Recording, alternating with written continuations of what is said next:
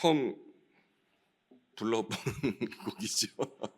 예, 예, 다소 좀그 음계도 어렵기도 하고 또 마이너풍이기도 하고 박자도 잘 보지 않는 그런 박자예요. 4분의 5 박자 이런 거 들어보셨어요? 예, 그러다 보니까 조금 했는데 어쨌든 이 가사 자체가 오늘 우리가 읽을 이 본문과도 아마 연관이 되기 때문에 선곡을 한 곡이 아닌가 싶습니다. 자, 누가복음 21장 20절에서 28절까지 함께 묵상하도록 하겠습니다. 21장 20절에서 28절까지 말씀 저와 여러분이 한 절씩 교독하겠습니다. 너희가 예루살렘이 군대들에게 애워싸이는 것을 보거든 그 멸망이 가까운 줄을 알라. 그때에 유대에 있는 자들은 산으로 도망갈 것이며 성내에 있는 자들은 나갈 것이며 촌에 있는 자들은 그리로 들어가지 말지어다. 이 날들은 기록된 모든 것을 이루는 징벌의 날이니라. 그 날에는 아이벤 자들과 젖먹이는 자들에게 화가 있으리니 이는 땅에 큰 환난과 이 백성에게 진노가 있겠음이로다. 그들이 칼날에 죽임을 당하며 모든 이방에 사로잡혀 가겠고 예루살렘은 이방인의 때가 차기까지 이방인들에게 밟히리라. 1월 성신에는 징조가 있겠고 땅에서는 민족들이 바다와 파도의 정난 소리로 인하여 혼란한 중에 곤고하리라. 사람들이 세상에 임할 일을 생각하고 무서워함으로 기절하리니 이는 하늘의 권능들이 흔들리겠음이라.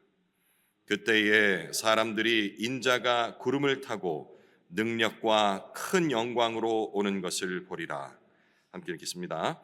이런 일이 되기를 시작하거든 일어나 머리를 들라. 너희 속량이 가까웠느니라 하시더라. 누가복음은 주후 AD 70년에 일어난 예루살렘 성전 그 파괴 사건을 배경으로 한 그런 예언적 메시지를 담고 있다라고 얘기를 합니다. 어제도 말씀드렸다시피 이 사건은 로마 제국의 한 장군 티투스라는 사람이 유대의 이 반란을 진압하면서 예루살렘을 포위하고 성전을 파괴한 그런 역사적인 사건입니다. 우리 성경 외에도 기록이 되어 있는 그런 사건인데요. 이 성경의 각 책들이 기록된 시기가 다 조금씩 다릅니다. 알고 계시죠? 정확히 연도는 우리가 외울 필요는 없겠습니다만은 어떤 성경이 이 시기에 그리고 그 다음 성경은 이 뒤에 이 정도는 알게 되면은 라는 깨달음들이 오게 되거든요. 보통 이제 마가복음은 AD 70년경에 예루살렘 멸망 직전 혹은 그 직후에 기록됐다라고 성경학자들이 얘기를 합니다. 반면에 지금 우리가 읽었던 이 누가복음은 그 사건 이후에 어느 정도 시간이 흐른 후에 기록된 것으로 성경학자들 얘기를 해요. 그러니까 마가복음보다 누가복음이 조금 더 늦게 정확히 몇 년 뒤에 이렇게까지는 저희가 세세히 알 수는 없습니다만 어쨌든 그 이후에 예루살렘 성전 멸망 이후에 기록된 책이라는 것을 감안할 적에 기록된 내용들이 이렇게 될 것이다 혹은 막 되고 있는 상황에서 기록한 내용보다는 훨씬 더 정확하다라는 것을 우리가 짐작할 수가 있겠죠. 그러니까 누가는 이미 일어날 사건이 아니고 일어난 사건을 바탕으로 명시적으로 서술하고 있다라고 이해를 하시면 되겠습니다.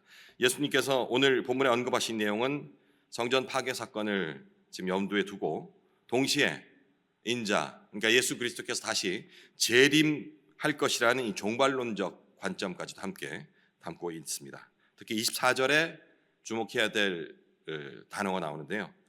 이방인의 때라는 단어를 우리가 특별히 주목할 필요가 있습니다. 이방인의 때에 대한 언급은 누가복음 전체에 흐르고 있는 그런 이렇게 얘기하면 될까요? 누가의 신학이라 할까요? 이게 잘 드러나 있는 단어라 볼 수 있습니다. 이방인의 때, 이방인을 포함한 이방인이라는 것은 이제 보편적인 모든 전 인류를 상징한다 할 수 있거든요. 바로 이 지점을 계속해서 누가는 언급을 하고 있는 겁니다. 한 절씩 한번 살펴보겠습니다. 20절 너희가 예루살렘이 군대들에게 에워싸이는 것을 보거든 그 멸망이 가까운 줄을 알라. 앞서 말씀드렸던 이 군대들에게 에워싸인다는 것은 1차적으로 그 실제적인 로마 군대가 예루살렘을 그 포위한 사건을 얘기를 한다라고 짐작을 할 수 있습니다. 그런데 이제 이 멸망이라는 것이 단순히 예루살렘 성전이 파괴되고 뭐 이스라엘 멸망하고 뭐 이런 것만 군사적인 패배를 얘기하는 것이 아니고 하나님의 그런 심판으로서의 파괴, 왜 심판받는지 내용들은 차차 말씀을 드리고 여러분도 잘 알고 계시는 것이고요. 이 멸망이 그렇게 단순한 끝을 말하는 것이 아니고 하나님의 구속사, 하나님께서 계획하신 그 시간표 내에서 이루어지고 있는데 바로 이 예루살렘 성전의 파괴, 이것은 끝을 얘기하는 것이 아니고 예루살렘에 여태까지 해왔던 그 역할이 전환되고 있다. 이제 그 역할을 다하고 그 역할이 다른 곳으로 넘어간다라는 것을 상징하는 그 정도까지도 우리가 영적인 시각으로 좀 바라볼 수 있어야 되겠습니다. 앞서 예수님 제자들에게 구체적인 그 표적을 통해서 시대를 분별하라라고 말씀하셨던 그 표적의 일환이 될 수 있겠습니다. 21절, 그때에 유대에 있는 자들은 산으로 도망갈 것이며 성내에 있는 자들은 나갈 것이며 초원에 있는 자들은 그리로 들어가지 말지어다. 실제적으로 이제 도피를 하라는 얘기죠. 예, 이제 그 큰 로마 군대가 침입을 하고 아주 고통을 받게 되었으니 도망가란 얘기입니다. 예루살렘에 있는 사람들, 예루살렘 도시 안에 있는 사람들은 그 도시를 벗어나서 산으로 피신하고 예루살렘 그 밖에 있는 사람들은 예루살렘 안으로 들어가지 마라. 지금이라도 이제. 예. 뭐 이런 명령이죠. 실제로 유대 전쟁 당시 지금 이 본문이 배경되고 있는 이 당시에 기독교인들이 예루살렘을 탈출해서 지금의 요르단 지역입니다. 요르단에 있는 그 펠라라는 그 산간 지역으로 피신을 했다라는 그런 전승도 있습니다. 그 역사학자의 그 기록에 따른 겁니다. 성경 외에 예루살렘은 더 이상 피난처가 아닌 이제 멸망의 장소가 되는 것이죠. 22절, 이 날들은 기록된 모든 것을 이루는 징벌의 날이니라. 이게 헬라어로 이 징벌을 단어를 찾아봤어요. 에크다케시스라고 이렇게 적혀 있던데 여기 이 징벌이라는 게 우리 징벌하면은 벌 주는 것, 그죠? 이거를 먼저 떠올리잖아요. 근데 이 헬라어의 에크디네요. 에크디케시스 어렵습니다. 이 단어의 뜻은 공의의 실행. 그러니까 우리가 벌 준다라는 그 뜻보다는 공의를 실행한다라는 그런 뜻을 갖고 있어요. 그러니까 훨씬 더 의미가 오지 않습니까? 그럼 여기 이 징벌이라는 것이 너 잘못했으니까 뭐 벌을 내리라. 그러니까 여기 징벌의 날이라고 적혀 있으니까. 그러니까 이제 벌 받는 날 이렇게만 생각을 하게 되면 그 의미를 절반밖에 이해를 못 하는 거예요. 그러니까 여기에 공의의 실행이라는 관점에서 본다 한다면 모두가 다 벌을 받는 건 아니거든요. 징벌의 날에 상을 받게 되는 사람도 있다라는 그 두 가지 면을 함께 생각을 해야 되는 겁니다.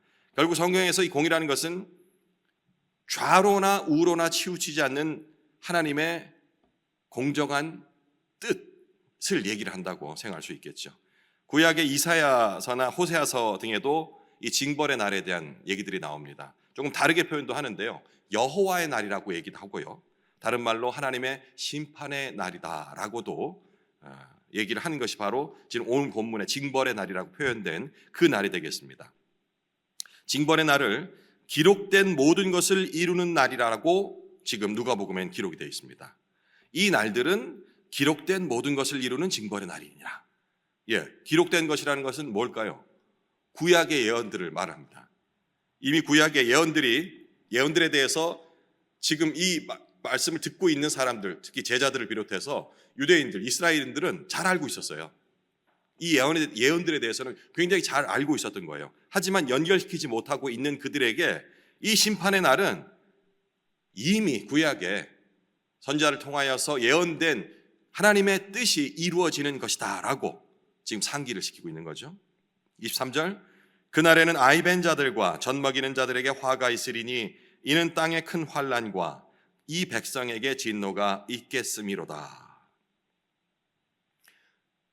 여담인데 제가 이제 방송국에 시작에 환난이 맞아요, 환난이 맞아요, 환난이 맞아요 이렇게 물어보시더라고요. 뭐가 맞습니까? 환난이 맞습니까? 환란이 맞습니까? 예? 란? 근데 여기 난이라 적혔는데 환난이라고? 예.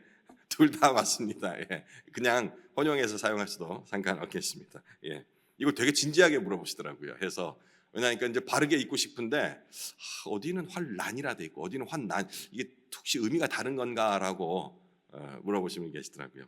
어린아이를 가진 여인들은 도피가 어렵겠죠. 임산부가 어떻게 뛰어다니겠으며, 그리고 이제 젖먹이 가진 이제 갓 아이를 낳은 어머니도 마찬가지고, 어찌 보면 약자들입니다, 그죠? 예. 그런데 그때도 마찬가지였고 지금도 아무리 전쟁이라 하더라도 임산부 아이들은 그래도 좀 이렇게 그 열외로 친다든지 뭐 이런 전쟁이 나더라도 그런 게 많이 있지 않습니까? 그런데 그걸 무시하고 그런 임산부라든지 아이들까지도 똑같이 사육을 한다든지 이런 일들이 자행되면은 예나 지금이나 마찬가지로 그거는 도저히 우리가 용서를 못 합니다. 그 대상이 누가 됐든지 아무리 정당하다 할지라도 그 임산부와 아이들을 그렇게 한다고? 라는 생각이 있거든요. 근데 지금 하나님께서 그 날에 예외 없이 아이벤 자들과 젖먹이는 자들에게도 화가 있으리라 라는 구절이 사실 좀 읽기는 우리가 불편합니다. 뭐 이 교훈적으로 이렇게 혼내는 징벌이를 한다면 그 열애를 좀 두고 상징적으로 아주 악독한 아주 잘못한 사람들만 혼을 내도 충분할 텐데, 그렇지 않고 예외 없이 아이벤 자들과 젖먹이는 자들에게도 모두 화가 임하리라 라는 얘기는 이런 교훈적인 진노가 아니고 이스라엘 민족이 메시아를 거절한 것에 대한 하나님의 그 심판적인 진노, 그러니까 반드시 받아야 하는, 이건 열외가 없는 그런 것을 말한다라고 우리 짐작할 수 있겠습니다. 24절, 그들이 칼날에 죽임을 당하며 모든 이방에 사로잡혀 가겠고 예루살렘은 이방인의 때가 차기까지 이방인들에게 밟히리라. 예, 앞서도 말씀드렸지만 이방인의 때가 차기까지라는 이 구절을 우리가 오늘 좀 주목을 좀 해야 될 것 같습니다. 하나님께서 정하신 이방인의 구원의 기간까지 예루살렘이 이방의 지배를 받는다라는 그런 뜻이죠. 로마서 11장 25절에도 이 이방인의 때와 관련한 내용이 언급되는데요. 제가 잠깐 읽어드릴게요. 로마서 11장 25절, 형제들아 너희가 스스로 지혜 있다 하면서 이 신비를 너희가 모르기를 내가 원하지 아니하노니 이 신비는 이방인의 충만한 수가 들어오기까지, 바로 이 구절입니다. 이방인의 충만한 수가 들어오기까지 이스라엘의 덜어는 우둔하게 된 것이라. 이방인의 때라는 그 짧은 단어보다는 이 로마서가 훨씬 더 이해가 오죠. 이방인의 충만한 수가 들어오기까지, 어디로 들어온다는 것도 얼추 지가 알겠죠, 그죠? 예, 우리 믿음 안으로 들어오는 겁니다. 이스라엘이 예수님께서 말씀하시는 하나님의 뜻을 이해하지 못하고 우둔한 상태로 멸망하게 된 것, 방금 읽었던 지금 우리 본문도 마찬가지입니다. 로마서 말고 이 복음이 유대 중심에서 이방인, 즉 세계 중심으로 확장되어져야 하는 그런 하나님의 주권적인 시간표, 계획표에 따라 움직이고 있다라는 사실을 우리가 알 수 있는 것입니다. 바로 누가복음은 이 관점에서 이런 모든 일들이 예루살렘의 역할 전환, 그리고 심판이 종말과 연결된 것들, 이 때가 어떻게 가느냐, 그 끝이 아닌 다음으로 이어지는 그런 관점에서 지금 예루살렘 성전의 멸망을 표현하고 있다라고 우리가 짐작할 수 있겠습니다. 다시 본문으로 들어와서 25절, 1월 성신에는 징조가 있겠고 땅에서는 민족들이 바다와 파도의 성난 소리로 인하여 혼란한 중에 곤고하리라. 26절, 사람들이 세상에 임할 일을 생각하고 무서워함으로 기절하리니 이는 하늘의 권능들이 흔들리겠음이라. 일단 이 구절을 문자적으로 1차적으로 해석을 하자면 1월 성신, 해, 달, 별, 이런 하늘 천체의 변화들이 일어난다는 얘기입니다. 해가 어두워지거나 아니면 별들이 막 떨어지거나 혹은 달이 붉게 물든다든지 뭐 이런 현상들이 일어난다는 얘기죠. 그리고 이제 이 땅 위에서 바다에서 큰 소리와 파도가 몰아치는 자연재해 같은 일이 일어나서 전 세계 사람들이 큰 혼란과 공포를 느끼며 괴로워하게 될 것이라라는 그런 문자적인 해석을 할 수가 있겠습니다. 뭐 우리도 경험해봤죠, 그죠? 쓰나미 이런 거. 저쪽 동남아 이런 쪽에는 많이 일어나는데 우리는 그런 경험들이 저는 최근에 경험한 거거든요. 일본은 많이 있었다고 그래요. 이런 천재지변들이 막 일어날 적에 사람들이 얼마나 공포스러워합니까? 그리고 이렇게 성경을 좀 알고 그리고 성경 외에도 딴에 뭐 이렇게 뭐 미래를 본다 하는 사람들은 그런 징조들을 보면서 자연재해 같은 징조들을 보면서 멸망의 때가 가까웠다 하면서 사람들이 이렇게 혹세무민하지 않습니까? 지금 일단 문자적으로 해석하자면은 그런 일들이 일어나는 거예요. 근데 우리는 그 안을 바라봐야겠죠, 그죠? 이 말에 담긴 영적인 의미는 절대 변할 것 같지 않은, 우리 그 자연 그 현상들은 진짜 뭐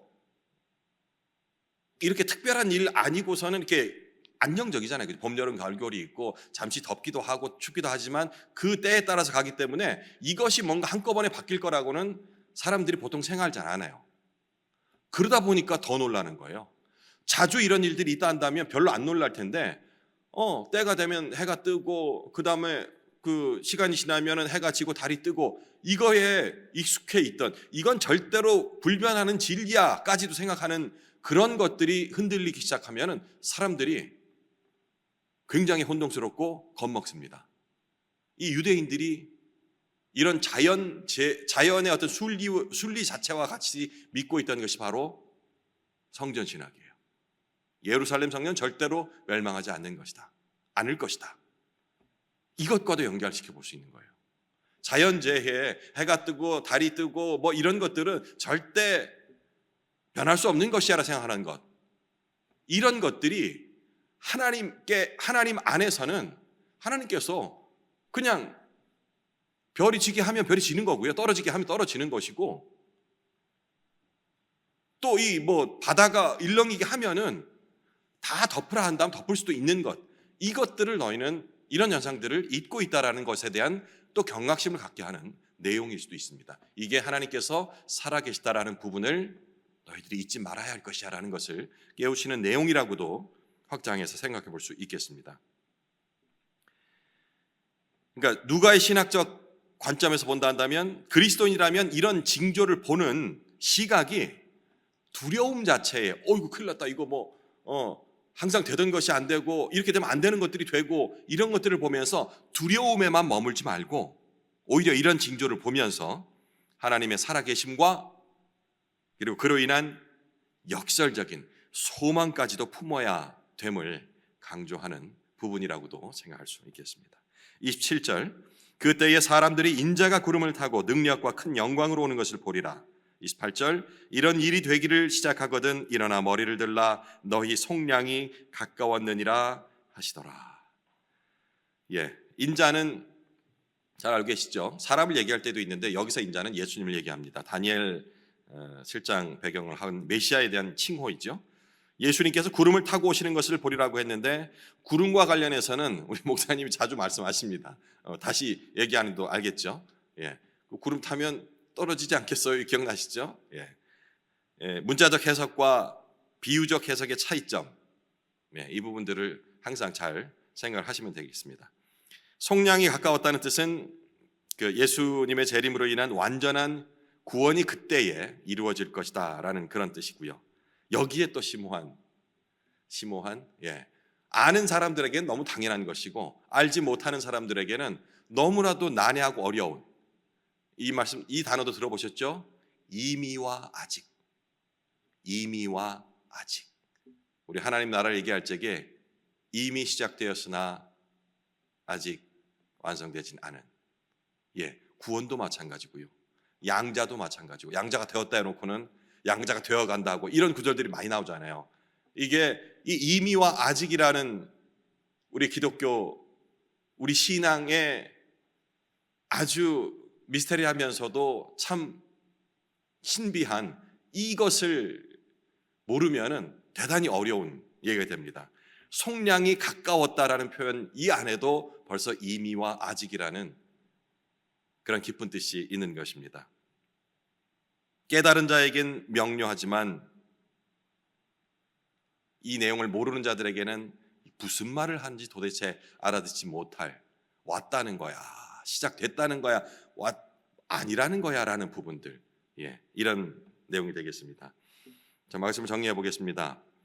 하나님의 심판과 구원은 동시에 옵니다. 예루살렘의 멸망은 하나님의 심판의 날이었지만 그것은 또한 구속, 속량, 완성을 향한 여정의 일부였습니다. 하나님의 시간표는 이방인의 때와 같이 주권적으로 우리의 의지와는 상관없이 정해져 있습니다. 그 때를 우리는 알 수 없지만 그렇다고 마냥 한참이나 후에 올 것이다라는 것이 아닌 그 흐름을 주시하면서 항상 깨어 있어야 합니다. 믿는 자에게 재림은, 예수 그리스도의 재림은 두려움이 아니라 소망이라는 점. 머리를 들고 일어서라는 말씀은 우리에게 종말을 준비하되 두려움이 아니라 기대와 희망으로 그날을 맞이하라는 초청의 말이기도 합니다. 예수님은 인자로서 하나님 나라의 왕으로서 다시 오십니다. 처음 오셨던 예수 그리스도는 종의 모습을 하고 오셨습니다. 하지만 다시 오시는 예수님은 영광과 권능으로 우리의 주님으로 오실 것이라 오늘 본문은 마무리 짓고 있습니다. 남은 시간 개인적으로 묵상을 이어가시기 바랍니다.